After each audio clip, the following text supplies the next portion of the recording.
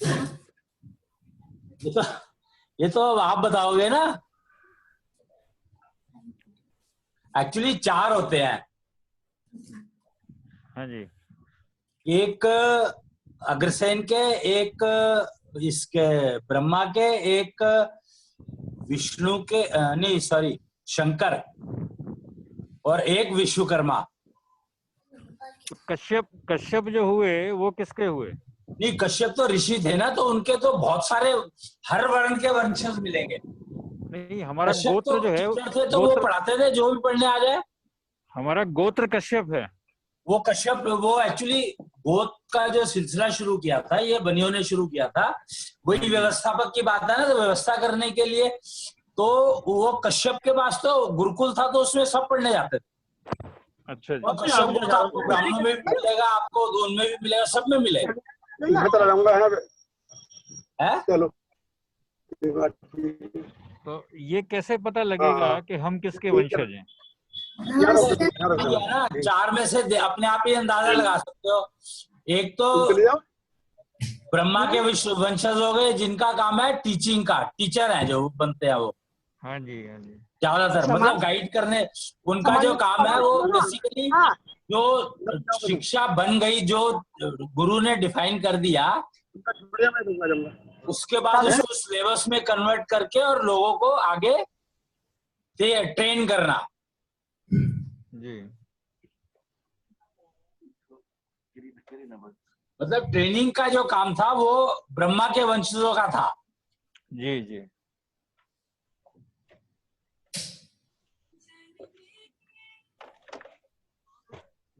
और जो शंकर के वंशज कहे जाते हैं, उनका काम था मटेरियल अवेलेबल करवाना। जी समझे ना? हाँ जी। ये जो काम होना है उसके लिए जो मटेरियल चाहिए, जैसे हकीम है, उसको कोई जड़ी बूटी चाहिए, जी जी। तो वो जड़ी बूटी की पहचान बताएगा, और जो वो जड़ी बूटी लेकर आते हैं वो है शंकर वंशज।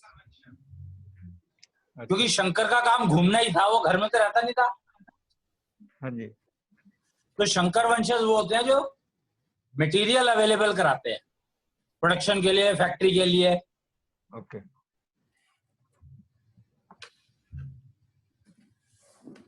और जो चौथे है वो है विश्वकर्मा वंशज, जो कारीगर होते हैं। जी जी। तो सारे हर तरह का कारीगर जो है इस उसमें कैटेगरी में आते हैं, हाँ जी, हाँ जी। जो प्रोड्यूस करते हैं, जो फैक्ट्री चलाते हैं। जी। तो ये 4 वंश होते हैं, मतलब 4 कैटेगरी में बांटा गया लोगों को। जी जी। और अब इसमें से देख लो कि कौन सा, और इसमें कोई भी काम पिक कर सकते हो तुम। ये तो कर्म वर्ण हो गया ना भैया।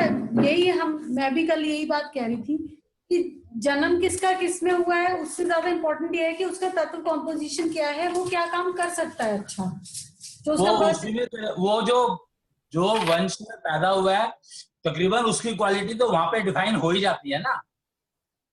ऐसे थोड़ी होता है, तत्व कॉम्पोजिशन सबका अपना अपना होता है। तो वो उसी अपने क्वालिटी, अपने कर्म में तो उसको यूज करेगा तत्व कंपोजिशन को। तत्व कंपोजिशन से काम का क्या, काम की एफिशिएंसी को इम्प्लीमेंट करना उसका वो हो जाएगा तत्वों के हिसाब से। जैसे एक पर्टिकुलर तत्व कंपोजिशन होता है, वो अच्छे मैनेजर्स बन सकते हैं, वो लोग अच्छे ज्यादा लोगों को मैनेज काम में तो मैंने सुपर। अब वर्कर जो फैक्ट्री चलाते हैं, 1000 वर्कर होते हैं, पर फैक्ट्री लगाने वाला तो 1 या 2 आदमी होते हैं। फैक्ट्री लगाई किसी ने, चला कोई और रहा है, मैनेज कोई और कर रहा है।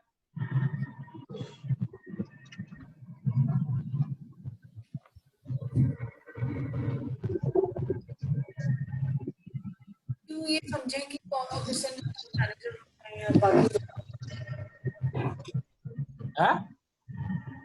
को नहीं समझ आ रहा। फिर समझ ना आने की बात क्या है? तुम तत्वों को उससे क्यों जोड़ रहे हो? मेरे को यही समझ में नहीं आता ना कि तुम लोग इतने कंफ्यूज क्यों? कौन क्या काम अच्छा कर सकता है ये डिसाइड होता है, जो उसका वर्क स्किल्स रिपोर्ट कार्ड बनता है उससे ये समझ में आता है कि ये काम अच्छे से ये कर कहाँ सकता लिखा है? है। हमने देखा है, हमने समझा है। हेलो। जैसे मान लो किसी की बुद्धि अच्छी है हाँ, तो वो मैनेजर थोड़ी बन जाएगा। बन तो सकता है ना। अच्छा, बन नहीं जाएगा। भाई वो अगर जो मेरा काम है, अगर मैं उसके अगेंस्ट में जाके काम करना चाहता हूँ तो मेरी एफिशिएंसी तो अपने आप ही गिर गई। एफिशिएंसी कभी रिकवर ही नहीं होगी। बिल्कुल। तो यही तो प्रॉब्लम है कि जो वर्कर जो फैक्ट्री चला रहे हैं, फैक्ट्री चलाने वाले कौन होते हैं पता है? मैनेजर। कारीगर। कारीगर फैक्ट्री कारीगर बिना कारीगर के चलेगी क्या?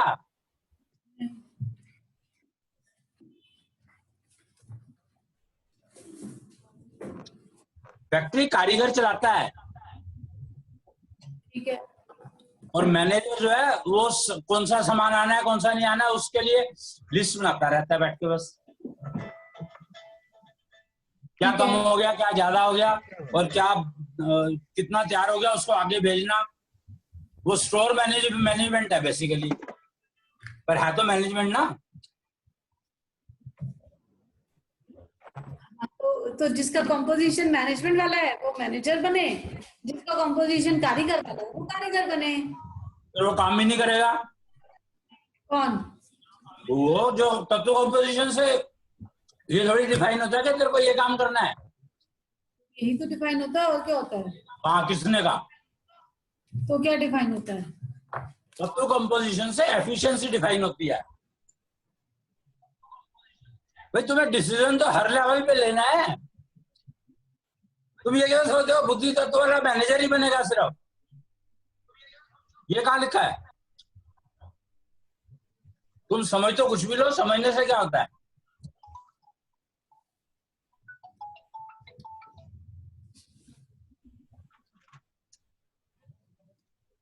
अगर तुम लोग यही नहीं अभी समझे कि फैक्ट्री चलाने वाला जो है वो कारीगर होता है ना कि मैनेजर, फिर और एक फैक्ट्री में कारीगर कितने होते हैं? बहुत सारे। फिर 100 से 1000। हाँ, फिर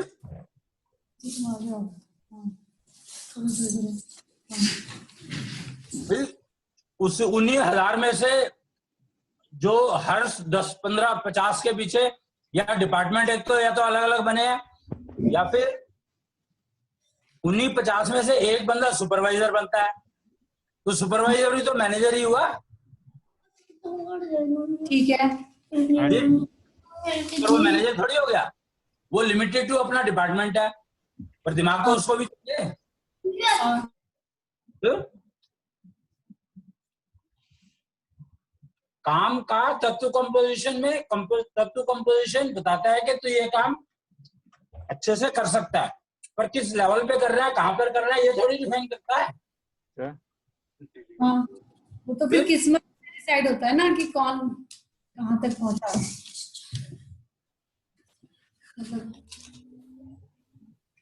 मैं उसका क्या करूं? मुझे फैक्ट्री चलानी है तो मुझे फैक्ट्री चलानी है ना। अगर मैंने फैक्ट्री लगाई है तो मैं फैक्ट्री चलानी है। अब किसी की किस्मत खराब की वजह से मैं अपनी फैक्ट्री तो बंद नहीं करूंगा।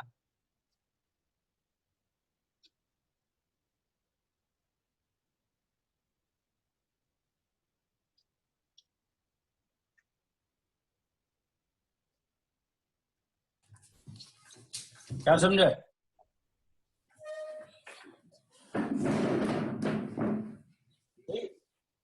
अगर एक फैक्ट्री में 1000 लोग काम कर रहे हैं तो किसी ना किसी की किस्मत तो कैसी ना कैसी होगी ना, सबकी अलग अलग होगी। बिल्कुल। तो किस्मत की वजह से मैं अपनी एक बंदे की किस्मत की खराब की वजह से मैं अपनी फैक्ट्री थोड़ी बंद करूंगा और उसको निकालूंगा भी नहीं।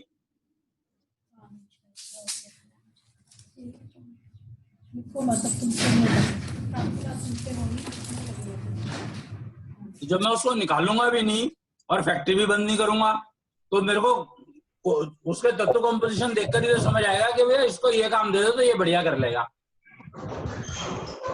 क्या किस्मत कैसी भी हो।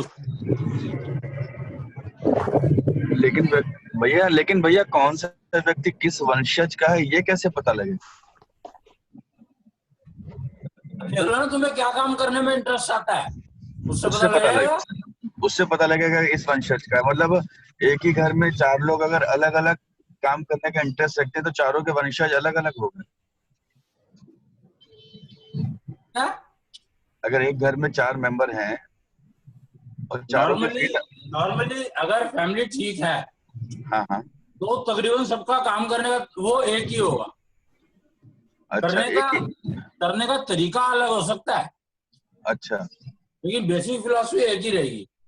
अच्छा अरे ना उसका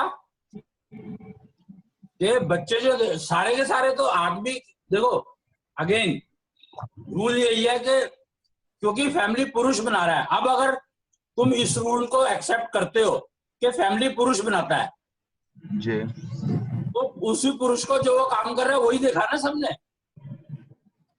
हाँ। तो वो उसको अपने आप ही अट्रैक्ट उसकी तरफ होंगे। तो उसके अगर 2 या 3 बच्चे हैं तो सब उसी एक ही वंशज के होंगे, उसी फील्ड के होंगे, उसी लेवल के। तुम देखो ना, स्टडी करके देखो,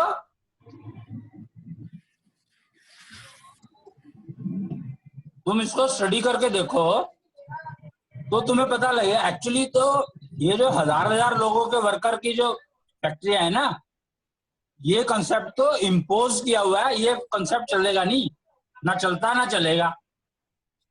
नॉर्मली 2 या 3 लोगों की फैक्ट्री होती है, मतलब अपने फैमिली की फैक्ट्री होती है, एक वर्कर, एक मैनेजर और एक 2 वो मतलब उसको बाकी काम करने वाले। अच्छा, जो करंट में, जो वर्तमान में हमको जो फैक्ट्रियां दिखाई देती हैं वो कॉन्सेप्ट अलग है फिर। वो तो पहले वो तो एनफोर्स किया गया ना, जबरदस्ती की गई। जबरदस्ती देखो उसको। तो उसने क्या किया, उन्होंने तुम्हारा जो है सिंपल सा काम ये किया कि जो एंटरप्रेन्योर थिंकिंग थी उसको किल करके स्लेवरी मेंटेलिटी डेवलप करी, नौकर बना दिया। और नौकर अगर कोई आदमी में कैपेबिलिटी यार वो कहता है नौकर है तो वो गाली देगा ही ना कि देख मैं तो साला फैक्ट्री अपनी चला सकता था पर इसकी चला रहा हूं मजबूरी में, तो उसकी एफिशिएंसी तो वैसे ही गिर जाएगी, काम क्या करेगा वो। और आजकल ये हो ही रहा है, सारे वर्कर मालिक को गाली देते हैं, कहते हैं कि काम हम करते हैं और ऐश मालिक कर रहा है। तो ये स्टेटमेंट क्यों आई? और मालिक ने फैक्ट्री कैसे लगाई? बैंक से लोन लिया, फैक्ट्री लगा दी। चलानी आती नहीं आती है। ये विजय माल्या जैसे जितने भी लोग हैं दिखाई दे रहे हैं, ये सारे क्या है, बैंक का पैसे ही तो खा गए। तो इन्होंने फैक्ट्री थोड़ी लगाई, जो भी बिजनेस किया इन्होंने पैसा अपना कुछ था ही नहीं।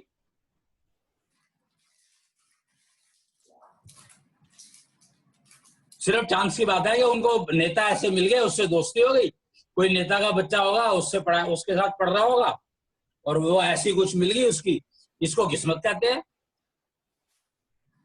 पर अगर लूट के तुम, किस्मत तुम्हारी अच्छी हो, तुम्हें पैसा मिलेगा और तुम लूटना शुरू कर दो तो क्या वो ठीक है? पैसा तो मिल ही रहा है।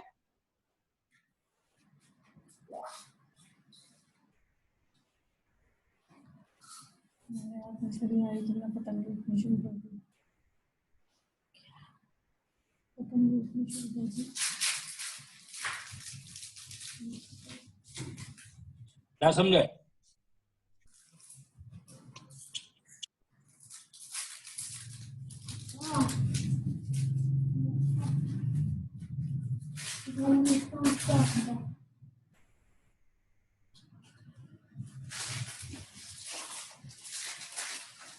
तो फैक्ट्री कौन, जिसको मतलब फैक्ट्री कौन लगाएगा? अग्रसेन मजिस्ट्रेट लगाएगा और कोई नहीं लगाएगा। तो लगाता ही नहीं, कॉन्सेप्ट ही नहीं है बड़ी फैक्ट्री का। तो ये तो जबरदस्ती लगाई है क्योंकि जमीन को खोद खोद के जमीन का नाश करना था, इसलिए लगाई गई है बड़ी बड़ी फैक्ट्रियां। तो जहाँ पे हमें रॉ मटेरियल फ्री में मिल जाए और बेचे हम जिस मर्जी प्राइस पे। सोचो ना कि जो ऑयल की फैक्ट्री है उसमें रॉ मटेरियल तो फ्री मिलता है, जितनी भी मिनरल्स की फैक्ट्रियां, जितनी भी एल्यूमिनियम मेटल की फैक्ट्रियां हैं, इन सबको रॉ मटेरियल फ्री में मिलता है, कोयला फ्री में मिलता है, वो बेचते हैं जिस मर्जी प्राइस का। तो ये तो लूट ही हुई ना।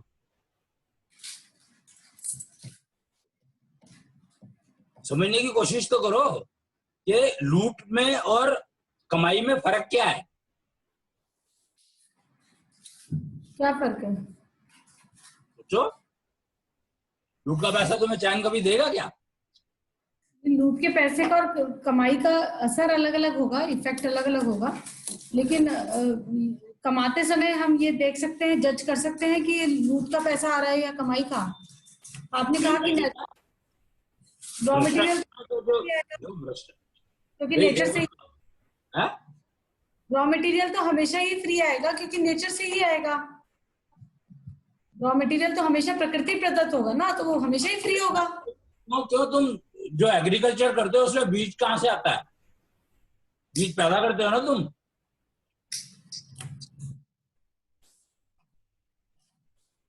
तो नेचर से ही आया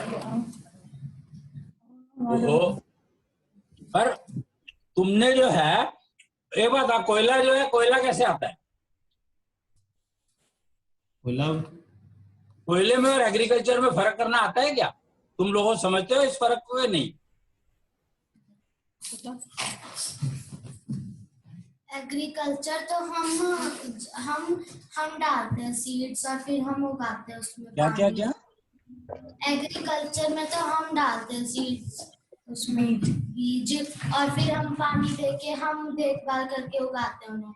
और कोयला निकालने में तो हम खोदते हैं, वो अपने आप कोयला भाई कोयला तो बना हुआ है ना, तुमने थोड़ी बनाया, कुछ भी उसमें किया। ऐसे ही सारे से सारे मिनरल्स जो हैं, गोल्ड भी है, वो सारा तो बना बनाया आता है। ओके, कुछ चीजें कल्टीवेट करनी पड़ती है, कुछ ऐसे ही होती है। तो एग्रीकल्चर जो है वो फैक्ट्री है। तो तुम्हें एल्यूमिनियम और ये जो इतने सारे जो मेटल हैं, ये सारे के सारे तो जमीन दे ही रही है। पर एग्रीकल्चर तुम्हें अपने आप बीज गिर जाएगा तो वो पौधा अपने आप थोड़ी वो फल दे देगा। कल्टीवेट करना पड़ेगा। फिर मतलब जो बना बनाया है ना, उसको हम उसका खाली फॉर्म चेंज कर रहे हैं, रूप चेंज कर रहे हैं, कुछ भी करके। नहीं, वो तो एक बात है। दूसरी बात ये है कि ये बात समझो कि फिर कॉर्पोरेट वाला चाहे कितना ही कबाड़ा हो, कितना ही नुकसान करता हो चीज, पर उसको बेचेगा जरूर। अब एल्यूमिनियम जैसी चीज जो है वो नुकसान करती है, फिर उसका प्लास्टिक आ गया, प्लास्टिक नुकसान करता है, सबको पता है प्लास्टिक नुकसान करता है। पर क्योंकि प्रोडक्शन, वो जो प्रोडक्ट जिसने बनाया है वो कहता है मैंने तो बेचना है, तो वो गवर्नमेंट को फलाना ठिकाना जो भी करके मैनेज करके बेचेगा उसको, चाहे पब्लिक को कितना ही नुकसान करता हो। ये कोरोना फाइनली उसी लाइन में तो है कि डेवलप करके बेचा ना लोगों को।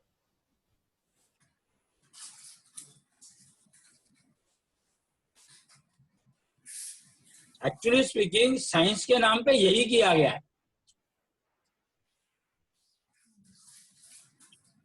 साइंस के नाम पे माल बेचा गया और कुछ नहीं किया गया। और कोई माल हो कैसा ही हो, जो आलू 10 रुपए किलो बिकता है वो चिप्स के रूप में 1000 रुपए किलो बिक जाता है और खूब बिकता है। जो आलू फ्रेश आलू 10 रुपए का मिलता है, चिप्स वाला आलू 2 महीने पुराना होता है और फिर भी खाते हो उसको। मतलब बासी चीज को खाने का जो स्ट्रक्चर चल रहा था या चल रहा है, जिसको क्या मोदी पलटने के चक्कर में है कि तुम लोग जो है लोकलाइज करो, फैक्ट्रियां लोकलाइज लगाओ। लोकलाइज का मतलब है थोड़े से अपने घर के लोग वर्कर हो गए, घर के ही लोग हो गए सारे के सारे, और वो एक चीज बना के दे रहे हैं। हजारों चीजें हैं तो सारा का सारा घर, सारी की सारी कॉलोनी एम्प्लॉय हो सकती है, उसमें अपने अपने मतलब काम में एंगेज हो सकती है, और उसमें ताजा मिलेगा। भाई रेडी पे जो माल मिल रहा है, अगर वो तेल ठीक इस्तेमाल करे तो उससे बढ़िया तो मटेरियल है ही नहीं कोई, इससे फ्रेश क्या होगा। जी। जिस चीज को ताजा के आगे बेच रहे हैं वो 3 महीने पुराना है।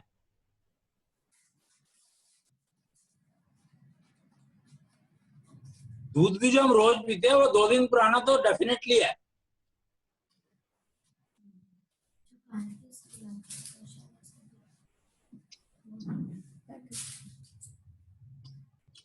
तो ताजे और बासी के बारे में बच्चों को आज की तारीख में जानकारी ही नहीं है, किसी ने बताया ही नहीं, और वह कहते हैं ताजा खाओ ताजा खाओ। तो जनरेशन को ताजा और बासी जो कंसेप्ट ही गायब कर दिया।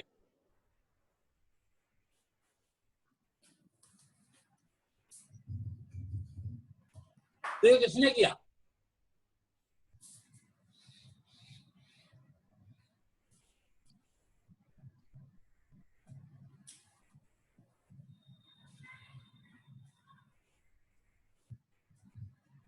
स्कूल कॉलेजेस के एग्जाम में फिल्मों के बारे में पूछा जाता है, एक्टरों के बारे में पूछा जाता है, बताओ इससे ज्यादा क्या खराब होगा?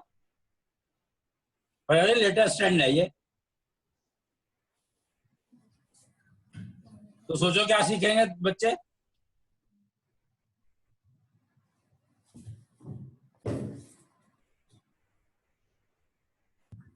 और अगर लोकलाइज फैक्ट्री का कंसेप्ट है तो डेफिनेट है कि बच्चे जो है वही सीखेंगे, जो फैक्ट्री चल रही है वो फैक्ट्री चलाएंगे आगे बैठ के, तो प्रॉब्लम होगी नहीं कुछ भी।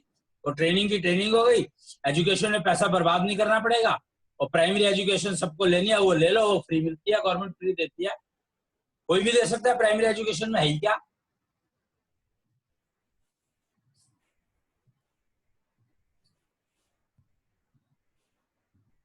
प्राइमरी एजुकेशन, उसके बाद प्रोफेशन, अगर ये 2 चीजें पकड़ लो तो तुम्हारी जिंदगी इससे बढ़िया चल नहीं सकती।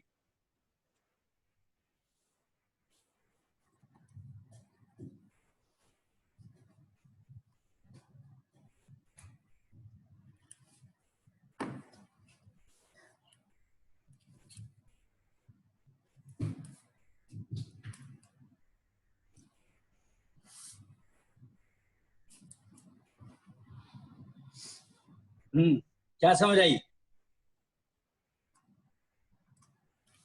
अगर अब वैसे तो नॉर्मली अगर अपने आप को स्टडी करोगे तो आपको आपका वंश पता लग जाएगा, गारंटी है कि मेरी क्या करने की आदत है, या मेरा क्या मन करता है करने को।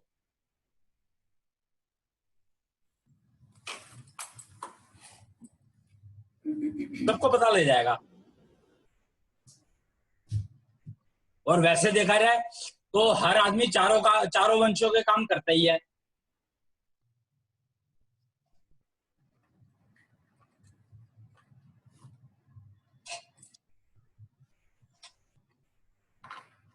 मेरा क्वेश्चन ये था कि अपना वंश पता करने की जरूरत क्या है?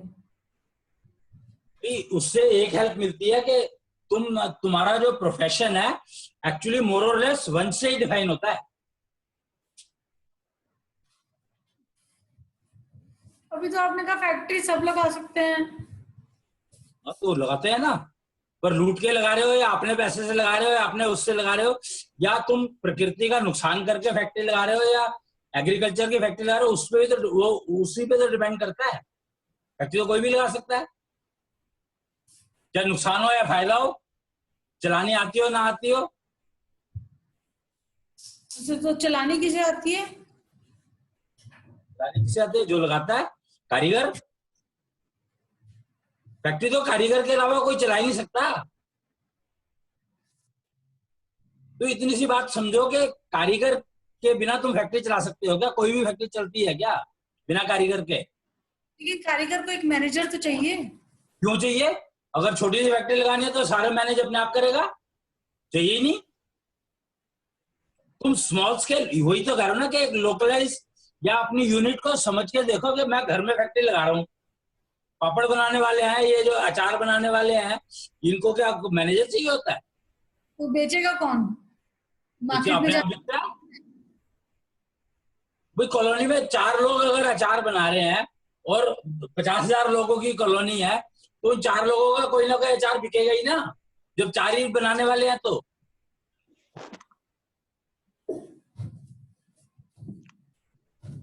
हाँ जी, एक्सेप्ट, सही बात है ये। है कि नहीं? हाँ जी, बिल्कुल सही है ये।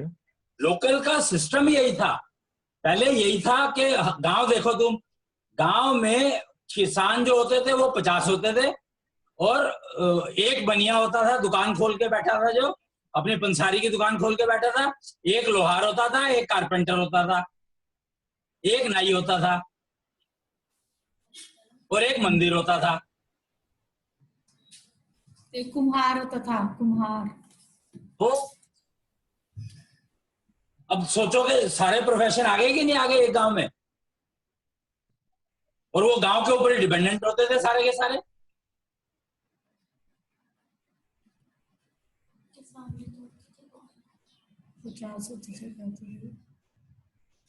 और मोदी उसी कॉन्सेप्ट को दोबारा से ला रहा है, उसी कॉन्सेप्ट को रिवाइव किया जा रहा है। तो होना ही है, टाइम के साथ यही होगा, ये नहीं होगा तो तुम सरवाइव कर ही नहीं सकते। चाइना में कहते हैं कि जो लेबर को ट्रकों में भर भर के ले जाते थे और वहां पे काम करवाया जाता था, मतलब बॉन्डेड लेबर से भी खराब। तो हिंदुस्तान में बॉन्डेड लेबर नहीं है क्या? बहुत थी। आज भी है भैया, आज भी है। भाई आज तो सारे के सारे बॉन्डेड लेबर है, जो नौकरी कर रहे हो बॉन्डेड लेबर ही तो है। नौकरी का मतलब समझो, नौकरी का मतलब ही है बॉन्डेड लेबर। उसको डर रहता है कि मैं कहीं कल को साला मेरे को बाहर ना खड़ा कर दे, वो सारी जान लगा के रखता है अपनी नौकरी के लिए। जी,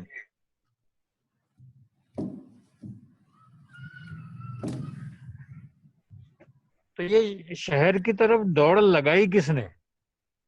लगाई नहीं, लगवाई गई। सरकार ने लगवाई। दौड़ चली क्यों? सरकार ने लगवाई।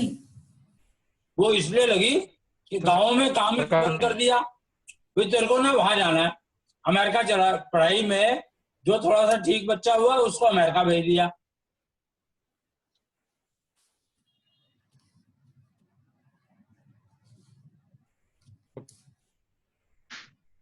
स्कॉलरशिप देके, और पेरेंट्स बड़े खुश कि देखो मेरे बच्चे को स्कॉलरशिप मिल गई। इतना खुश का कोई हिसाब ही नहीं है। ये नहीं पता कि घर से गया वो। Right right.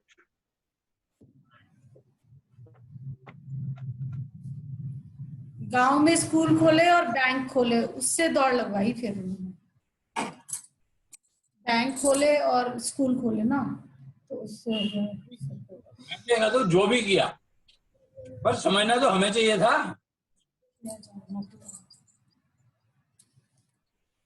वो असल में हमारे यहाँ जो है, जब हम गांव में थे तो वहां पर एक छोटा कारखाना लगा रखा था। उसमें चक्की थी, धान मशीन थी, एक्सपेलर वगैरह, तेल निकालने के बहुत सारी चीजें लगी हुई थी। हम लोग पढ़ रहे थे वहां पर, तो वो इतना अच्छा काम चल रहा था, हमने कहा कि हम तो यही काम करेंगे। तो हमें बताया गया कि तुम लोग पढ़ने में अच्छे हो, तुम बहुत सारे हो, इतने सारे नहीं कंज्यूम हो पाओगे, यहाँ खप पाओगे, इसलिए जो जो पढ़ाई में निकलता चला जा रहा वो निकलते चले जाओ, बाकी जो बच जाएगा आखिर में वो जो है यहाँ रह जाएगा। जो आखिर में विरोध रहा वो गांव में है, हालांकि उन्होंने भी सब बेच बाच के अपना सब कुछ कर दिया। लेकिन दिक्कत गांव में जो एक थी कि अगर वहां हम कारखाना खोलकर जिसने भी किया, काम को बढ़ाया, विशेष रूप से अग्रवाल बनियों ने, तो वहां जो बदमाशियां थी, चोरी डकैती, ये सब जो है वो जो है एकदम उस पे वो डालना शुरू कर दिया। उनके यहाँ डकैती पड़ी, ये पड़ी, तो गांव छोड़ छोड़ के शहर भाग गए सारे बंदे। ये दिक्कतें आई हैं पीछे। नहीं, गांव तो रह सकते थे सब लोग, लेकिन वहां पर जो है इस तरह का सिस्टम चला करके वो गांव शहर को फिर भागे लोग भाग। कारण ये रहा, मतलब डकैती पड़ने लगी। डकैती नहीं, अगर मान ले किसी का काम अच्छा चल गया तो वो उसको मतलब वहां सरवाइव नहीं करने दिया गया। तो उसको सबको दिखाई देता है, गांव तक छोटा सा होता है कि भाई इसकी आमदनी अच्छी हो रही है, तो मुझे पता है हमारे दूसरे बाबा जी के लड़के थे, उनका बहुत अच्छा कारखाना शुरू हो गया, ठप हो गया उनको पूरी तरह से, मतलब बहुत ही अच्छा चल रहा था वो, तो हमसे भी अच्छा चल रहा था, लेकिन वो बंद हो गया वो बदमाशी में सब में। तो ये दिक्कतें गांव में करी गई या बनाई गई क्या था, तो जितने भी कारीगर थे, जो भी काम करने वाले थे हाथ से, या जो बनिए कह लो या कोई भी कह लो, इतना नहीं है जितना क्या फिल्मों के थ्रू प्रमोट किया गया। हाँ ये प्रमोट ही किया गया है ये सब चीजें। क्योंकि हमारे गांव में भी एक बार डकैती पड़ी, तो फिर हम लोगों को भी, अभी तुम लोग बाहर निकलो किसी प्रकार से, गांव में कब तक पड़े रहोगे। अब देखा जाए तो जो हमारी जब हम निकले थे गांव से, तब का समय देखा 1971 से, और अब तक गांव की स्थिति करीब करीब वही है, उसमें मतलब 10-20% भी इजाफा नहीं हुआ है। वही सोच है, वही सब दुकानें हैं, वही सब चीजें हैं जो तब तुम छोड़ के गए थे, डेवलपमेंट है ही नहीं कुछ भी। तो वो कास्ट वाइज भी होता है, क्योंकि हमारा गांव कहते हैं गुजरों का गांव है, और कहते हैं गुजर चाहे उज्जड़, मतलब वो उजाड़ ही चाहता है। आज भी यही स्थिति है जो हमने निश्चल माता मंदिर में देख लिया बैठ करके, क्योंकि वो चाहते ही नहीं कि कोई विकास हो, कोई यहाँ कोई आए लोग बाग या कुछ ऐसी बात हो। तो गाँव में ज्यादातर ये स्थिति के कारण जो डेवलपमेंट रुका वो ये है, जो कि गवर्नमेंट इसको कंट्रोल कर सकती थी, जो नहीं किया गया। लेकिन अब जो है अल्टीमेटली आना तो गांव की तरफ पड़ेगा, उसके बिना काम ही नहीं चलना है।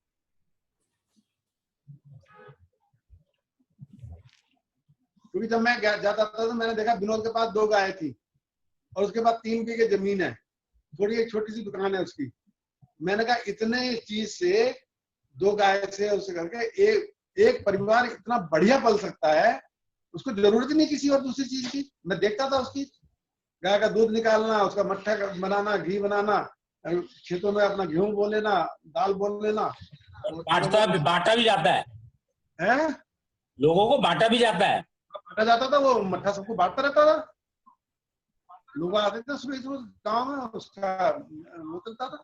हालांकि अब गाय उसको बेचनी पड़ी, क्योंकि आँख का उसका कुछ हो गया, गड़बड़ हो गया था, तो डॉक्टर ने मना कर दिया, अब गाँव इनको मत लो, नहीं गड़बड़ हो जाएगी। वो एक अलग चीज है, खैर वो तो बीमारी या रोग में आ गया,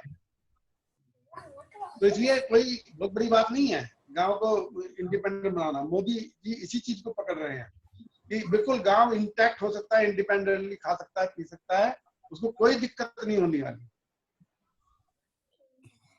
बाहर जाने की जरूरत ही नहीं है उसको।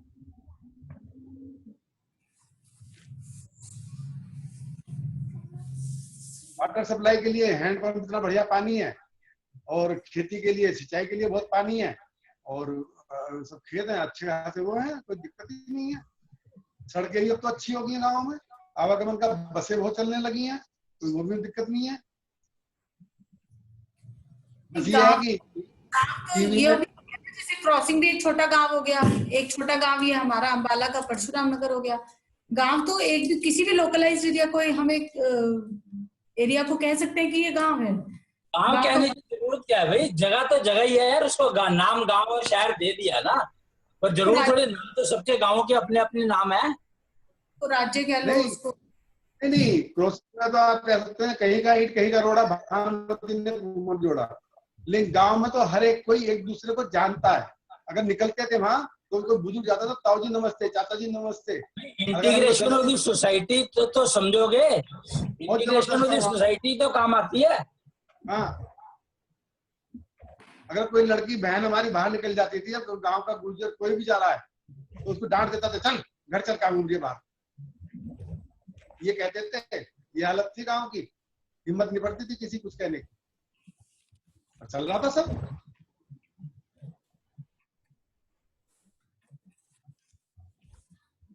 तो वही सिस्टम आना, मैं तो कहता हूँ कि अब जो है जो कोरोना आया है, मैं तो अपने जितने भाई हैं सबसे कहता हूँ बेटा वही करना पड़ेगा, सब वाली स्टाइल में लानी पड़ेगी, क्योंकि सारे कोई मान रहा है, बिल्कुल वही आनी पड़ेगी। हम लोगों को तो आदत पड़ी हुई है वैसा जीवन जीने की।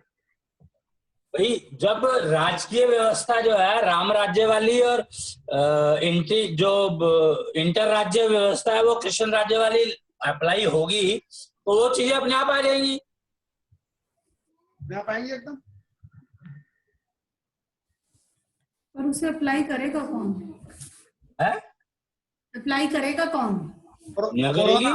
कोरोना सारे कोरोना अपने घर में अप्लाई कर लेंगे तो बात खत्म हो गई। और कोरोना ने सारा करा ही ना दिया, सारे घर में अपने अपने बंद हो गए, अब कुछ काम तो करेंगे। सारे घर में बैठ के कोई कुछ प्रोडक्शन शुरू कर देगा, कोई कुछ प्रोडक्शन शुरू कर देगा। अभी उसका फोन आया था मेरे पास 2 दिन पहले या 3 दिन पहले, SK गुप्ता का, मेरठ से। तो वो कह रहा है कि एक ना कोई सेब बेचने आया, मोहल्ले में सेब बेचने आया, उसने वो लगा रखी थी, वो मास्क पहना हुआ था तो पहचान नहीं हुई। तो वो पहचान गया, जो सेब बेचने वाला था वो पहचान गया। उसकी एक्चुअली अच्छी खासी दुकान थी किसी चीज की, पर वो दुकान बंद हो गई कोरोना के चक्कर में। तो उसने पूछा, अरे गुप्ता जी आप यहाँ रहते हो? कहता हाँ यहाँ रहते हैं, तू कौन? तो उसने मास्क उतार के बताया। फिर कहता अरे तू तो, तेरी तो दुकान चलती थी, तू ये सेब बेच रहा है। मतलब कोई कनेक्शन नहीं है सेब और उसकी दुकान में।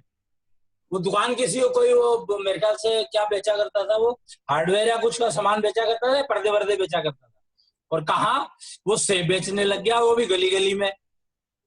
तो कहता है जी जिस दिन कोरोना बंद हुआ, जिस दिन कोरोना से लॉकडाउन शुरू हुआ था, पहले दिन तो मैं घर में बैठा रहा, वो बड़ा दुखी, बहुत दुखी कि मैं करूं क्या, ये तो बड़ी प्रॉब्लम है। रोज के खर्चे हैं जो, वो कहाँ से आएंगे? दुकानदार तो, या जो जितने भी छोटे वो लोग हैं, वो तो बेचारे रोज की रोज कुआं खोदते हैं, रोज की रोज पानी पीते हैं। और किस्तें विस्तें सबने बांध रखी है, क्योंकि गाड़ियां वाड़ियां सबने खरीद ली, उसमें मिलती हैं उधार पे। तो उसने कहा पहला दिन तो मैं घर में बैठा रहा, फिर दूसरे दिन तो मेरे को इतना गुस्सा आया कि मैं सोच रहा था कि गवर्नमेंट को आग लगा दूं। ठीक है बात, हमारे तो साला मुसीबत हो जाएगी और 4 दिन में।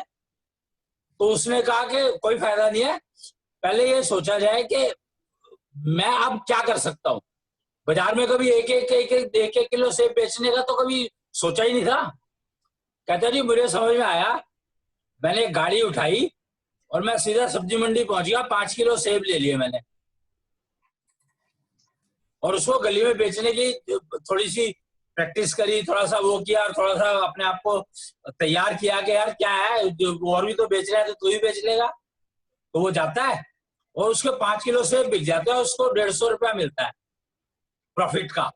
मतलब सेब की जो कॉस्ट होगी 150 रुपया प्रॉफिट मिला उसको, और 125 रुपया उसने पेट्रोल में फूका, 25 रुपये बचे। कहता फिर भी 25 रुपये बच गए मेरे को। पर समझ आ गई कि ये काम मैं कर सकता हूँ और मुझे करना ही पड़ेगा, अगर मुझे अपने सारा महीने का जो एक्सपेंसेस है जो मीट करने हैं। अगले दिन से उसने 50 किलो तो सेब रखा, 5 का 50 कर दिया, और एक लड़का साथ में रख लिया अपने रिश्तेदारी में से, एक को बुला के कहा भी तू मेरे साथ काम कर, कुछ नहीं कर रहा है, बंद तो है ही सब कुछ, 200 रुपये रोज दूंगा तेरे को। वो 50 किलो सेब 2 जने हो गए, गप भी मारने को हो गई, रास्ता पार होने में होगी, बोलने को हो गया एक बंदा, और एक तोलने को हो गया, 2 लोग हो गए एक गाड़ी वैन के अंदर। और कहते 50 किलो सेब बेच लेते हैं, 700 750 रुपया कमाई हो जाती है, या 800 1000 रुपया।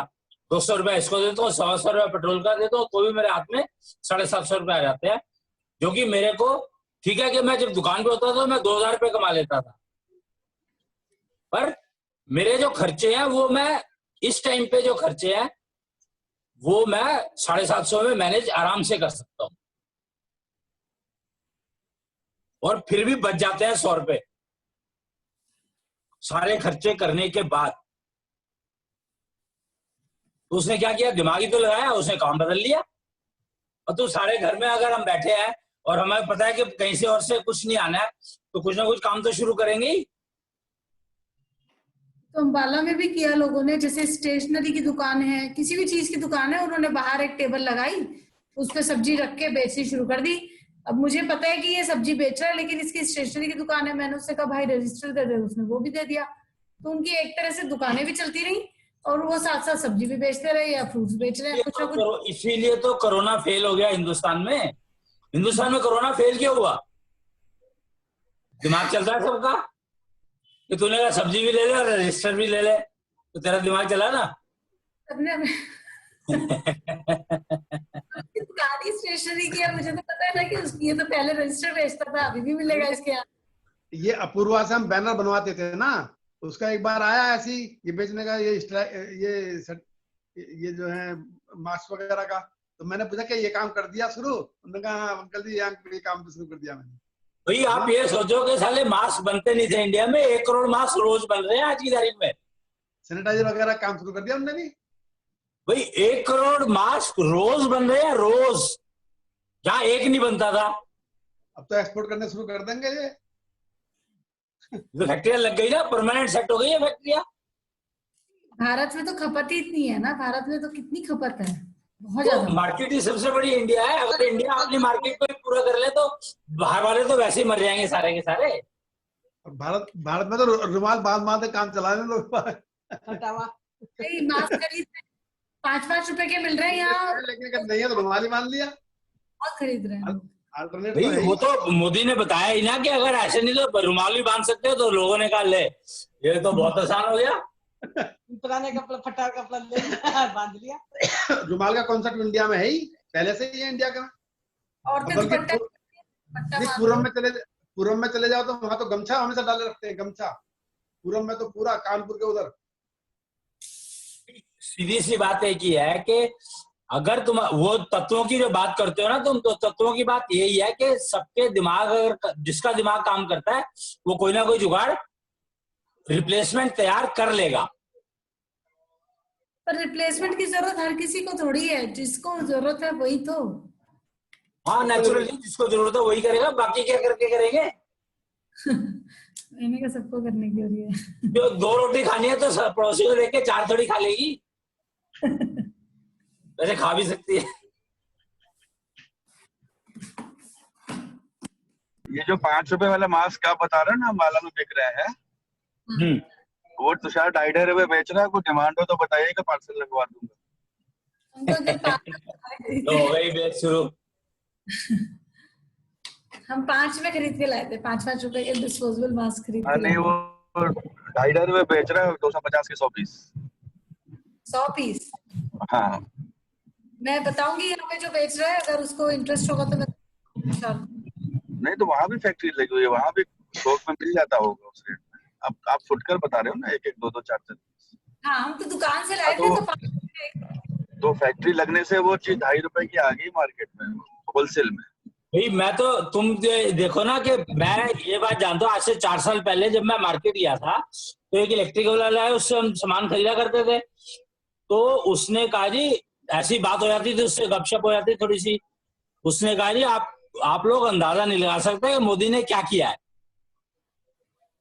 मोदी ने फैक्ट्रियां लगवा दी और चाइना की रिप्लेसमेंट के 2-3 साल में वो प्रोडक्शन में आ जाएंगी। और ऐसा सुना गया है कि जो कूलर के पंप हुआ करते थे, चाइनीज पंप 160 रुपए का बिकता था और कोई गारंटी नहीं होती थी। इंडियन पंप 120 रुपए का और गारंटी 1 साल की। वो तो आ ही गए भैया। वही तो कह रहा हूं मैं। तो इंडिया में जब प्रोडक्शन होगी और इंडिया के रेट, चाइना ने कम से कम एक फायदा तो किया कि लोगों को अकल दे दी कि भैया लूटो मत। हाँ। और मैंने जब अपना इंस्टीट्यूट शुरू किया था तो मेरा यही टारगेट था। मैं कहता हूं कि तुम साले टेक्नोलॉजी का यूज करोगे तो तुम्हारी प्रोडक्शन कॉस्ट जो है वो 100 रुपए से 10 रुपए आ जाएगी। तो तुम अगर डबल रेट पे ही बेचोगे तो बिकेगा, क्योंकि 100 रुपए का चाइना से चलता था और उसमें 100 रुपए कार्टेज जुड़ती थी और तो तुम्हारे घर तक पहुंचते पहुंचते 250 रुपए का हो जाता था। तो तुम उसको किसी भी हालत में 300 रुपए से कम बेच ही नहीं सकते। यूज करोगे का मतलब?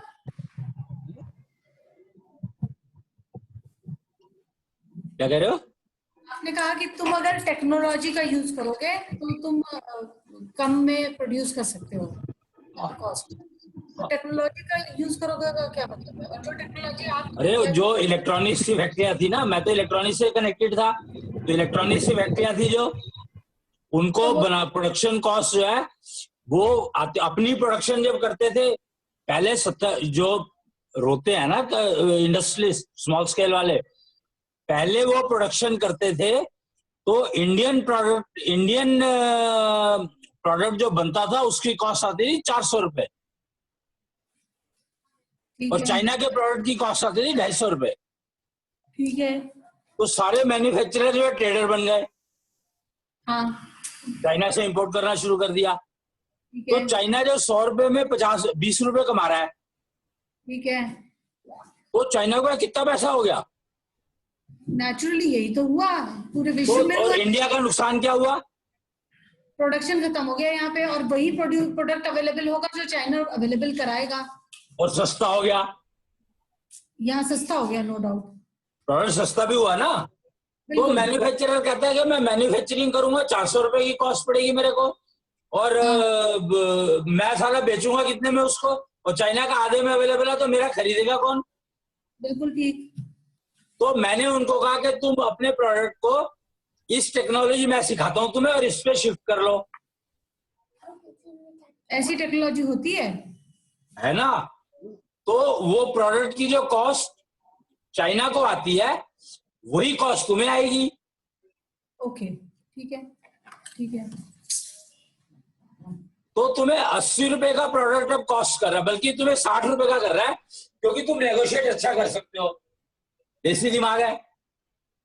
तो वो प्रोडक्ट की कॉस्ट जो चाइना को 80 रुपए पड़ती थी, इंडियंस को वो कॉस्ट 60 रुपए पड़ रही है।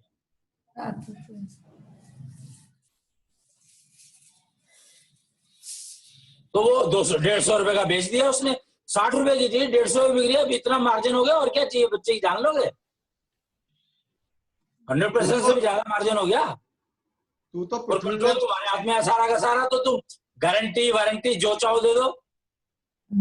नेचुरली जब तुम भी प्रोडक्ट प्रोड्यूस कर रहे हो तो ठीक है, रिप्लेसमेंट गारंटी दे दोगे 1 साल की, तो भी कोई फर्क नहीं पड़ेगा। पहली बात तो चीजें खराब नहीं होती, जब खुद ही प्रोड्यूस किया है तो फिर पता है कि इसमें क्या है क्या नहीं है। बस। और जो कंपोनेंट है वो मैन्युफैक्चर करने वाली एक ही फैक्ट्री है पूरे वर्ल्ड में, तो उसमें वो चाहे चाइना को देगा चाहे तुम्हें देगा, बात एक ही है। हाँ, और मार्केट जो है, इंडिया की सबसे बड़ी मार्केट है, चाइना की मार्केट थोड़ी है। नेचुरली मार्केट तो इंडिया की ही है। तो इंडिया में प्रोड्यूस होगा तो इंडिया वाला माल इंडिया में बिकेगा, तो तुम्हारा बाकी वर्ल्ड क्या करेगा? वर्ल्ड की तो ऐसी तैसी अपने आप ही हो रहेगी। उसको तुम कस्टमाइज कर सकते हो इंडियन नीड्स के हिसाब से, क्लाइमेट के हिसाब से। Naturally correct. तो मैंने ये शुरू करवाया था, तो कम से कम 2-2.5 हजार फैक्ट्रियां जो है उन्होंने इस टेक्नोलॉजी में शिफ्ट किया, आज मौज कर रहे हैं सारे के सारे। ठीक है, अभी शाम अभी बता दो रहा है कि मास्क बनाने की जो फैक्ट्री है वो लगी 2.5 रुपए में आ गया।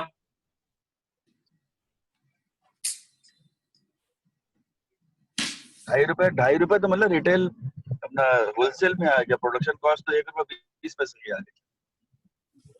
पर प्रोडक्शन तो सारे नहीं करेंगे ना जी।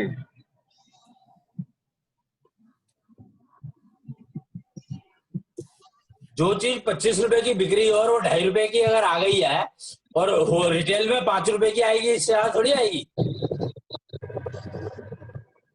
बल्कि 4 की आ जाएगी। तू तो पृथ्वी को इधर ही डाल दे ना, प्राइमरी एजुकेशन ले ली 5 की बाद छुट्टी हो गई। क्या चीज? मैं कह रहा हूँ इस निधि से तू तो पृथ्वी को इसमें डाल दे, इसकी प्राइमरी एजुकेशन 5वीं तक की होगी, फैक्ट्री लगवा दे ऐसी कोई।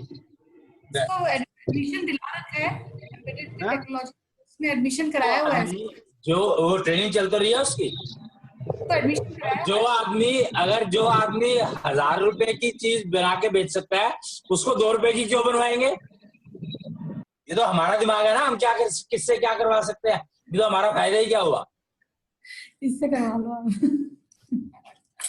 पंकज भी ले जाएंगे इसकी फैक्ट्री, निगरा लग जाएगी। बाद में पंकज जी भी इसकी फैक्ट्री में लग जाएंगे। क्या करेंगे इसका? पंकज को नौकरी कभी भी ना दे उसको, कभी भी नहीं देने का। नानू भी लग जाएगा। कुछ ले रखेगा नहीं। 2-4 बुड्ढे चाहिए होंगे ना बाद में बैठने को, जो भी इधर उधर जाया करेगा। तो मैं ये फोटोग्राफी नहीं दिया। नानू को तो रख ले, नानू को तो वो भी हमारे खानदान से है। हाँ। भूल मत जाना। पूरा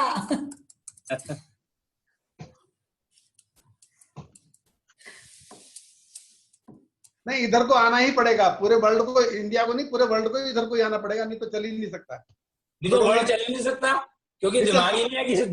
देखो, एक असूल है कि फैक्ट्री कारीगर चलाता है, ठीक है ना। ये बात अगर समझ जाओ तो 90% तो तुम्हारे इंडिया शिफ्ट हो ही गया सारा सामान, जो कारीगर सारे इंडिया में अवेलेबल है। सारे इंडिया में ये सब जगह तो मशीनों के ऊपर माल बनता है और उसको खाली असेंबल कर रहे हैं।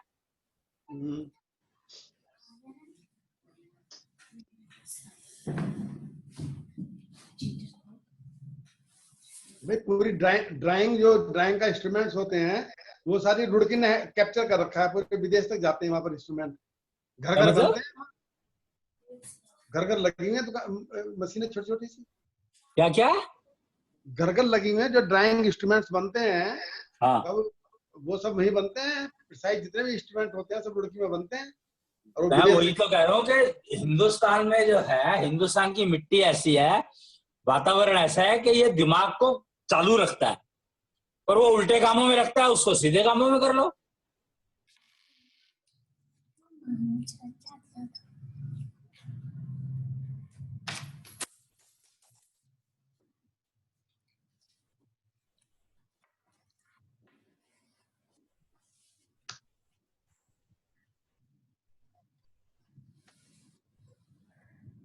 क्या समझे? अब जैसे देवराज है, इन्होंने भी ये सोचा कि अब जो है कपड़े का काम जो कर रहे थे ये पहले, अब वो उस लेवल पे चलने वाला नहीं है। समझ आ गई? और दिख तो रही था भाई, पहले क्या होता था कि पहले जो है, अब यार ये बात कहनी चाहिए नहीं कहनी चाहिए, 100 साड़ियां खरीद लेते थे लोग। 100 साड़ियां खरीद लेते थे, कौन खरीदता था? 10-15 वाले में मैंने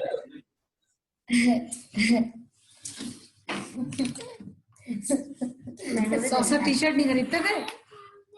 आज तक बता दे किसी के पास 100 टी शर्ट दुकानदार के अलावा। और बच्चों की और बड़ों की मिला के दो ड्रेस जेंट्स की is equal to 10 dress female की, ऐसा रेशियो चलता है। मतलब अलमारी उसकी भरी मिलेगी हमेशा, कोई भी खाली नहीं होगी, फिर भी बोलेंगे नया कुछ नहीं है पहनने के। ये होता ही है। देखो, ये मैं नहीं कह रहा हूँ, तो वो जो कह रहे हैं ना, वो नहीं ढूंढ रहा है। मेरे पास कुल 12 शर्ट हैं जिनमें 7 कॉलर बदली हुई हैं और 3 नहीं है बस। और मेरे को तो शर्ट तब लेनी पड़ती है जब पता लगा बीवी ने दूसरे वाली दे दी किसी को। मुझे ना पता है सब लोगों की बातें। क्या कह रही है? कहती है बनवा लो, मैं कि ना मुझे नहीं बनवाना।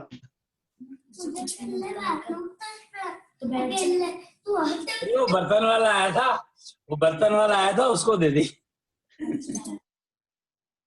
और 3 शर्ट खरीद के लाया 200 रुपए की। खरीद ले चुपचाप जाके, बस इतने ही कहा जाता है। आदमी की तो कोई रिक्वायरमेंट नहीं है बिल्कुल भी ना, आदमी तो हवा पानी में जी रहा। आदमी को रिक्वायरमेंट ही नहीं है, तो हवा पानी में जी रहा है। आदमी की तो सबसे ज्यादा रिक्वायरमेंट है। आदमी तो बेवकूफ सा लेके आता है साड़ी खरीदने को पैसे, और कौन लाता है? ना, वो तो हवा पानी में जी रहा है। टिक्की और समोसे बाहर खड़ा होकर खाता है वो। वैसे सेल वाइज अगर देखें तो 30-70 का रेशियो आता है हम लोग का, फीमेल के प्रोडक्ट 70% और मेल के 30%। हवा पानी में जी रहा, कुछ खाता ना पहनता ना वो करता। मुझे समझ में नहीं आया, दोबारा को। जो रेशियो अगर गिना जाता है तो 70% सेल फीमेल के प्रोडक्ट और कपड़े से लेके सब प्रोडक्ट की है, 30% पता है किसका कमाल है? ये कमाल किसका है पता है? जी, सिंधियों का। अच्छा, कि तू यार तू 2 ले रहा है, 1 ले रहा है, एक के साथ 1 फ्री ले रहा है, चल।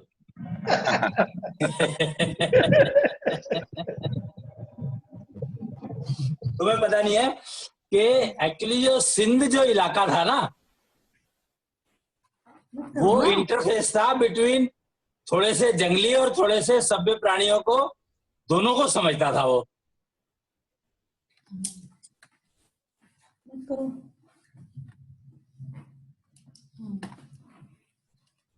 क्या समझे?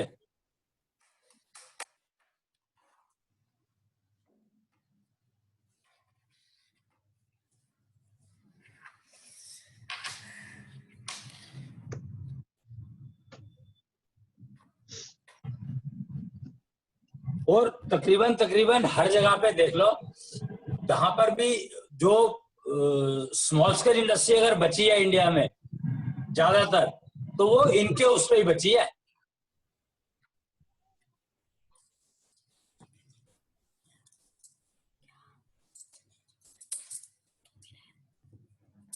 नकल में भी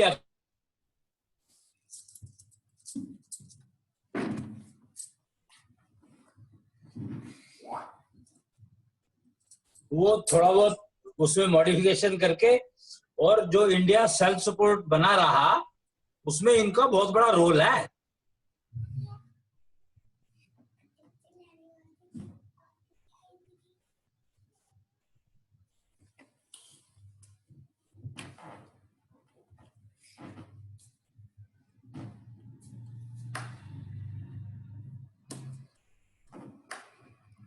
सेल्फ सपोर्ट बना रहा मतलब कि जो स्मॉल स्केल इंडस्ट्रीज थी वो इन लोगों ने लगाई और लगवाई।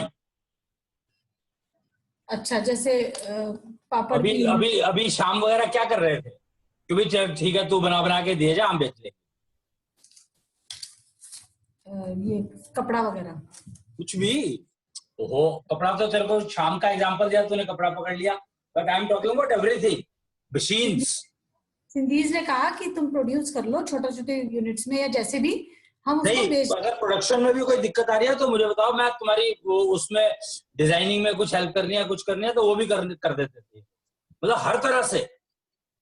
अच्छा, मतलब एक तरह से सोसाइटी में इंटरफेसिंग का काम इन लोगों ने किया स्मॉल स्केल, खासकर स्मॉल स्केल इंडस्ट्री में, स्मॉल स्केल इंडस्ट्रीज में इंटरफेसिंग मतलब एंड यूजर तक पहुंचाना प्रोड्यूसर से। हाँ, वो इन लोगों ने इंटरफेसिंग की, बहुत काम किया इन्होंने। और एक खासियत ये रहती थी कि जो कारीगर है ना, वो भूखे ना रहे, चाहे खुद भूखे सो जाए, पर कारीगर भूखा नहीं सोना चाहिए। अच्छा, हाँ।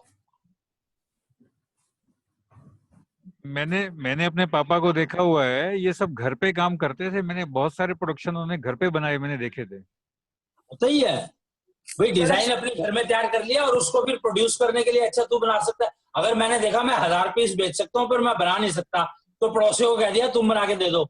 नहीं, डिजाइन के अलावा भी जैसे क्या होता था उस टाइम, ये पॉन्ड्स वगैरह की क्रीम आती थी, तो एक शीशी वो बाजार से ले आते थे, फिर उसको निकाल के उसका ऑपरेशन करके देखते थे इसमें क्या क्या मिला हुआ है। हाँ, वही वो सब मतलब खरीद के बना लेते थे घर में। इन लोगों ने स्मॉल स्केल इंडस्ट्री को मतलब बहुत ज्यादा वो किया है, इंटरफेसिंग भी कह लो और डेवलपमेंट कह लो। भाई ठीक है, पैसे नहीं है कोई बात नहीं, थोड़े मैंने लगा दिए, थोड़े तूने लगा दिया, थोड़े तूने लगा दिया, पर कारीगर को भूखा नहीं मरने दिया, सोने नहीं दिया भूखा। ये इंश्योर करके रखा इन लोगों ने।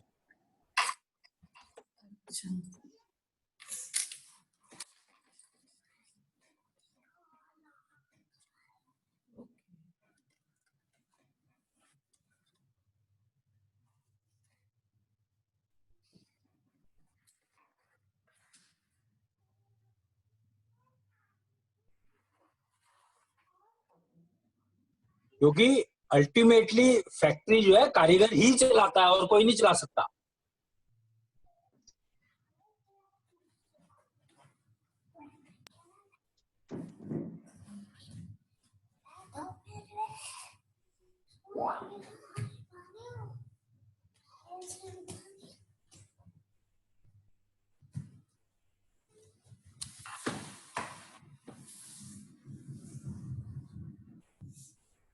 क्या समझे?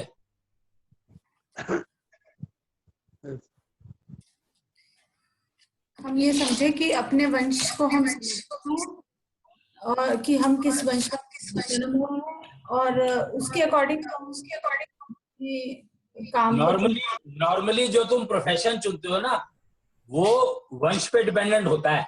नॉर्मली कोई भी प्रोफेशन अगर चुना जाता है तो इनवेरिएबली उसमें वंश का बहुत बड़ा रोल होता है।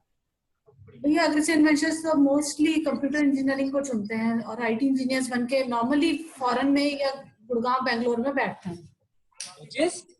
अग्रसेन वेंचर जो है एक बहुत बड़ा पार्ट उनका अब कंप्यूटर इंजीनियरिंग को चुनता है और फॉरेन में या बेंगलोर में या गुड़गांव में बैठते हैं। ये कंप्यूटर इंजीनियरिंग क्या है? तुम लोगों को एक्चुअली अभी तो सब्जेक्ट का ही नहीं पता है। सब्जेक्ट है क्या? सब्जेक्ट से थोड़ी मतलब होता है। प्रोफेशन का सब्जेक्ट से क्या मतलब? हाँ तो वो प्रोफेशन उन्होंने बस यही चुना ना कि हम कुछ बनाते रहेंगे छोटा छोटा सॉफ्टवेयर और कोई भी सीख सकता है। कंप्यूटर इंजीनियरिंग सीखने में है ही क्या? नहीं है। कोई भी सीख सकता है वो सब्जेक्ट है ही नहीं है। कल आपने कहा था कि अग्रसेन वेंचर्स होते हैं वो हमेशा कंप्यूटर को खाली टूल समझते हैं। काम तो मैनेजमेंट का करते हैं। कौन करता है? सारे के सारे बनिए मिलेंगे। अच्छा, वो जहाँ भी काम कर रहे हैं वो अल्टीमेटली मैनेजमेंट में चले जाते हैं उसी में। नेचुरली भाई काम तो तुमने सब्जेक्ट पकड़ लिया ना, तुम काम को देखो ना, काम क्या कर रहे हैं।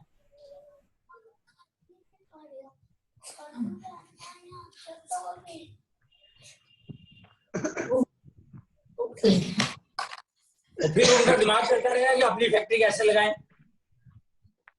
फिर हाँ, ये दिमाग चलता ही रहेगा, रुक ही नहीं सकता, क्योंकि जो तुम्हारा वो है ब्लड है, वो ब्लड जो है वो तुम्हें चैन से रहने नहीं देगा, वही काम करवाएगा तुम्हारे से। इतना फर्क पड़ता है वंश का, इतना फर्क पड़ जाता है। इतना ही पड़ता है, सारा पड़ता है, टोटल 100%। अब तुषार को देख लो ना, तुषार ने 10th पास करी, मैंने उसको कहा तो ये कर ले, उसने वो ऐसे नहीं किया, ऐसे कर लिया। और एक्चुअली देखा जाए तो तुषार जो है वो उसने वो जो दूसरी वो जो ज्वाइन कर रखा है साथ में, क्या करता है वो नेटवर्किंग वाला जो काम है कर रहा है, वो उसमें बॉस बना बैठा है। तो यहाँ उसका वंश जो है वो उसको सपोर्ट करता है कि ये काम कर लो। एक्चुअली प्रेजेंटेशन समझना कि सामने वाले को ये चाहिए तो उसको उस तरीके से समझा के दिया कि ये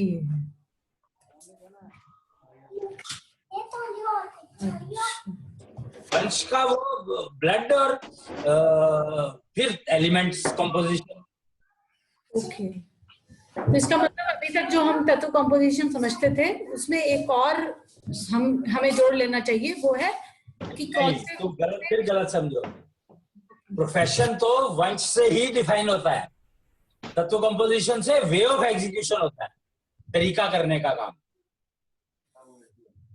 प्रोफेशन वंश से डिफाइन होता है। ठीक है,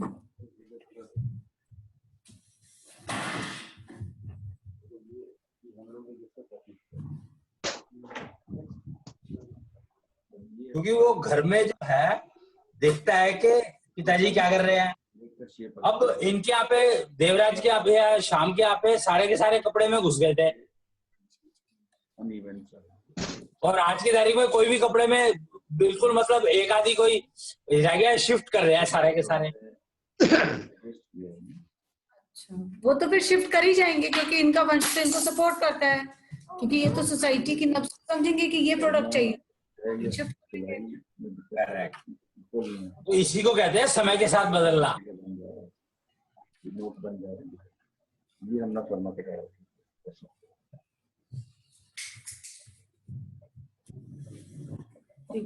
और पहले होलसेल का सारा काम चलता था, लेकिन अब पता लग गया, समझ आ गई कि भाई रिटेल ही चलेगा अब तो, लोकल चलेगा। तो उस तरफ ध्यान नहीं दोगे तो तुम डूब तो गई। ये कॉपी कर रहे हैं और ये जा रहा है, तो कंपटीशन में नहीं खड़े हो पाएंगे। डेढ़ वाले बोल रहे हैं हमसे 2 रुपए सस्ता लेगा, लेकिन प्रोडक्ट कंपटीशन में डिमांड कर रहे हैं 10,000 की, और शेप थोड़ा हर एक का अलग होगा, हर एक का पूरा किसी का कैसा है, किसी कैसा। इसका भी एक उपाय है, चलिए मैं बताता हूँ। खाता ठीक, कुछ कुछ जुड़ा आज के नहीं जुड़ा? नहीं नहीं यही है, पीछे 5 फीट और है। ये आज जुड़ा। पीछे जुड़ गया बनाए ना? हुए हैं। आइए देखिए। तो बना लेना अपना अपना एक एक छोटा छोटा वो। वीडियो छोटा छोटा बना लेंगे जी। डाल देना। जी तो फेसबुक पे शेयर कर देना। ठीक है। मजे लो सारे के सारे। लेकिन ना हम वीडियो कुछ लोग तो बना रहे हैं, लेकिन कुछ लोग बिल्कुल भी वीडियो नहीं बना रहे हैं। कोई बात नहीं, बना लेंगे जब उनको। भाई एक्चुअली स्पीकिंग, काम प्रायोरिटी तो काम ही रहेगा। अच्छा, नेचुरली। काम के गुलाम बनना नहीं है, पर काम तो करना ही पड़ेगा। नेचुरली। अच्छा, ओके। और तो जब सबसे बड़ी एक समस्या ये भी होती है कई बार कि अगर फैक्ट्री में कुछ लोग नॉन प्रोडक्टिव होते हैं, कुछ लोग प्रोडक्टिव होते हैं, पर सैलरी तो दोनों को देनी है। और ज्यादातर मैंने देखा है नॉन प्रोडक्टिव लोगों को सैलरी ज्यादा मिलती है।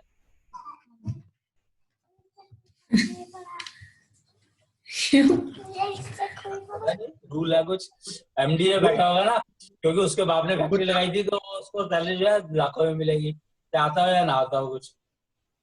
ठीक है जी, ठीक है।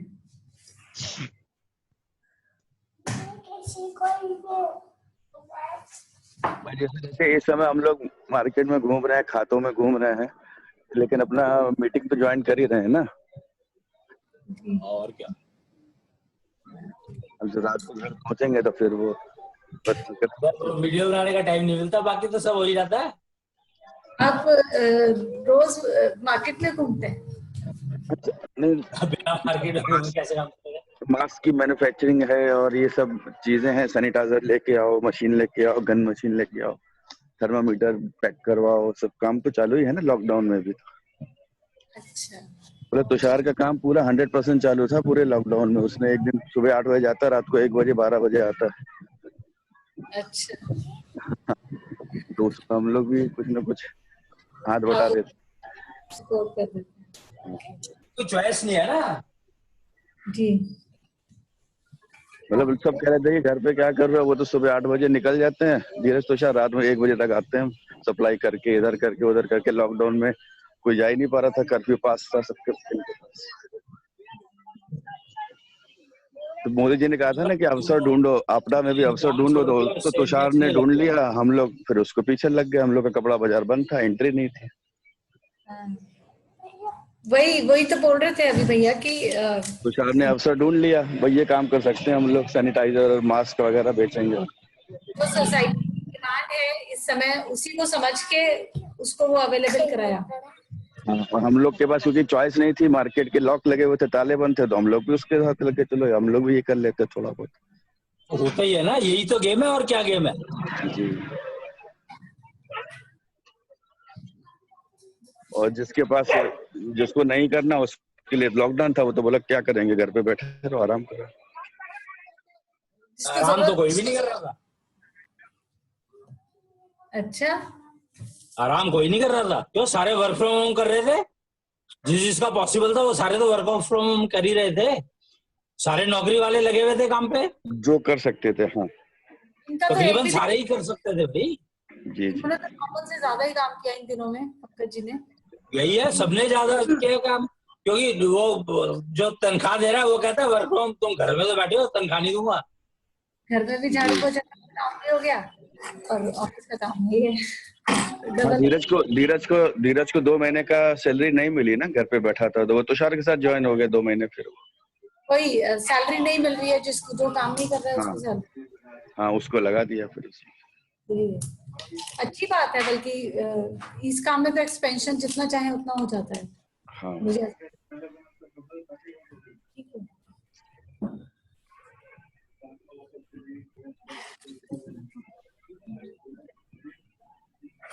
इसके अलावा और भी अवसर बहुत सारे होंगे, उनको भी साथ साथ देखना होगा, क्योंकि ये सैनिटाइजर वगैरह का तो ज्यादातर लोगों ने यही काम दिया है, जो अवसर ढूंढा है तो डिमांड और सप्लाई का होता है ना, जब ये कम हो जाएंगे तो फिर लोग दूसरी जगह चले जाएंगे फिर उसको।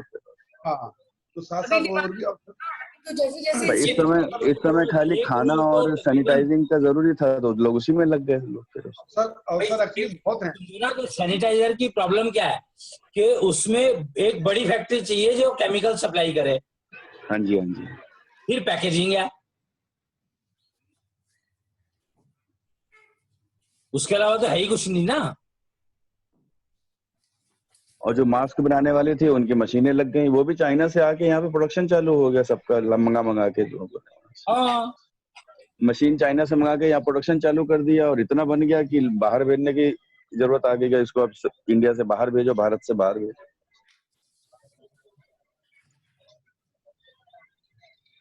पूरा पंजाब इसी में लग गया, लुधियाना, हरियाणा, भिवानी सब इसी में लग गए मास्क बनाने में। अच्छा, पूरा भिवानी से पार्सल के पार्सल आ रहे हैं पूरे इंडिया में। होजरी के मास्क आ गए जो लेडीज घर में सिलती हैं, खूब ढगले पार्सल पैक होने लगे सबके सब। भाई 3 लाख पीपीई किट जो है पर डे बन रहे हैं इंडिया में। 3 लाख नहीं और ज्यादा। मोदी जी बता रहे थे जो पहले जो है इंडिया में बनने शुरू हो गए, जो बाहर से मंगाते थे पहले। अरे बहुत ज्यादा बन रहे हैं। हाँ, मैं कह तो रहा हूँ ना कि अब तो गेम वो हो गया कि लोकलाइज प्रोडक्शन होगी जी और लोकलाइज सेल्स होगी। फर्क सिर्फ ये पड़ेगा कि कॉर्पोरेट की बजाय लोकलाइज उसमें आ जाएगा सब कुछ। हाँ।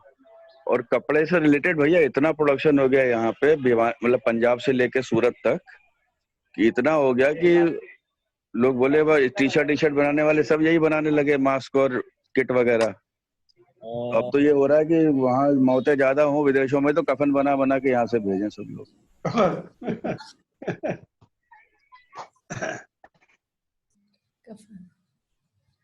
असद कल्याण की दुनिया आधी रहेगी तो जरूरत तो पड़ेगी ना। पता नहीं, वो तो दिल्ली में भी बहुत सुना है कि डेथ तो दिल्ली में भी बहुत ज्यादा हुई है, न्यूज में बहुत आ रहा है।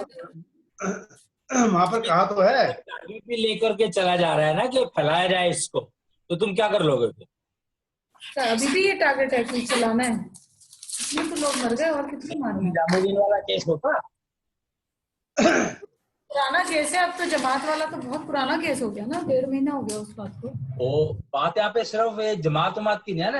एक तो ये समझो कि फैलाने की कोशिश इतनी हो रही है, हॉस्पिटल्स में ये हो रहा है हाल, ये फैलाने की कोशिश करी जा रही है, तो तुम क्या करोगे? दिल्ली की तो बहुत बुरी हालत है। दिल्ली की बहुत बुरी ठीक करना नहीं चाहता, बातें बताना चाहते हैं, काम कोई करना नहीं चाहता, तो क्या होगा? दिल्ली का ये हाल होना ही है।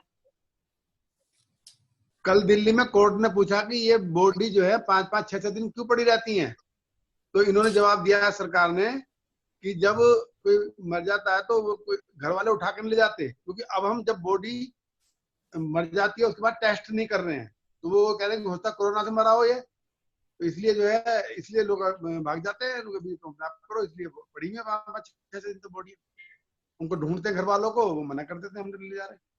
मर तो लोग कोरोना से ही रहे हैं। अभी पीछे 2 साइंटिस्ट मरे, बड़े बड़े बेजान दारू वाला एक एस्ट्रोलॉजर था, वो मर गया, सिंगर मर गया। कटिंग का है, कटिंग जितना कर देंगे ना रोज ही इस तरह के नाम आ रहे हैं, कहाँ से आ रहे हैं?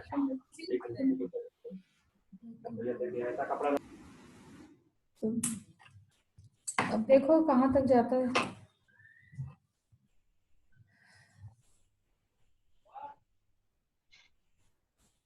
आज का फिर करें, कल मिलते हैं। सत्यम जगत सुंदरम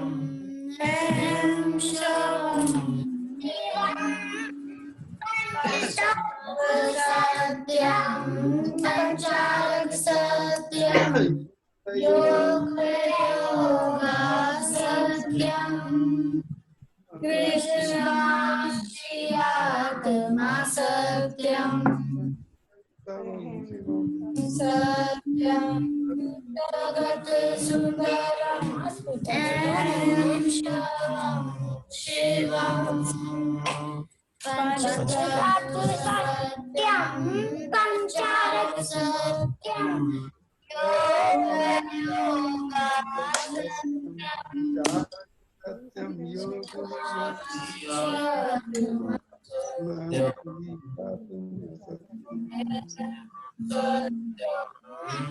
प्रणाम भैया, प्रणाम।